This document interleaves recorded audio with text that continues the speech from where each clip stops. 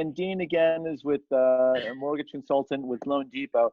So Dean, here in the city, we're used to 20% down, no questions asked. Do you have to put 20% down on all housing products outside of New York City? No, not at all. Okay. Up to 1.1 million, I would say you could still get to 90%. Okay, so 10% down up to 1.1. That's great.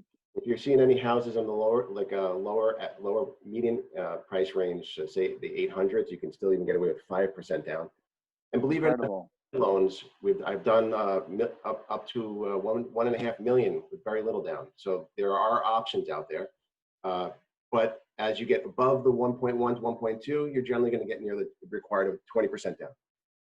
Okay, so if you said once you go north of like 1.2, it comes up to 20, but really anything less than that, you can, which is great.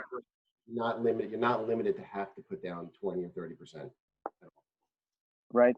And now quickly, Dean, so my understanding, as and one of the things that Compass does is run a lot of national calls. My understanding is banks are now tightening, lending practices. They want to have higher credit scores. They're what's all going on with that? Well, there's definitely been some shift due to the COVID-19 virus over the last few months. Some investors retreating from mortgage-backed securities, but the market has stabilized a lot since March, and a lot of that negativity has shifted to more. We're seeing a lot more positive news coming, where some of those restrictions we might have heard about a month ago have been lifted. So, okay, there are some lenders that might still have some higher credit score requirements, but we're sort of business as usual with some limited changes, but we are seeing more and more positive news from all different lenders and investors out there. Okay, that sounds negative in the last month and more positive, especially with Fed stimulus, quantitative easing, and the other input from the Fed recently. Right. So it was maybe perhaps initially a little knee-jerk reaction when it first came in, oh my gosh, here we are with Great Recession all over again. And now that things have calmed down, things have definitely settled down. The end of March, early April, every day was a lot of different news, a lot of negative news, and things have absolutely settled down. Oh, that's great. That's great. And then of course rates. We've had such a great low rate run, if you will, really since 2008, 2000. Give us a little scoop on rates right now.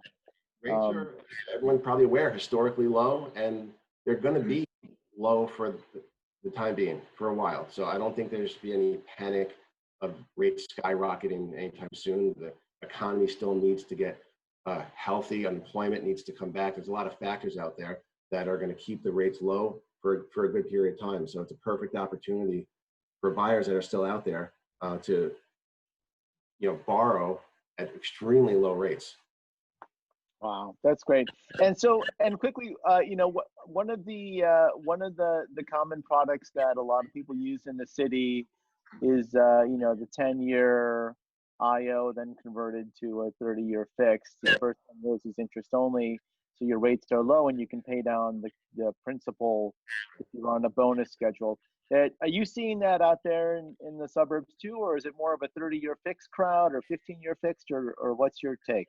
It really depends on the client's profession. Like you said, if you have a bonus structured or compensation plan where a 10-year IO makes sense, that's going to be the product that best suits them. But if somebody is a straight salaried worker, the 30-year fixed tends to be pretty popular because the rates are so low that there's such little risk that I find that to be the most popular. But it depends on the profession.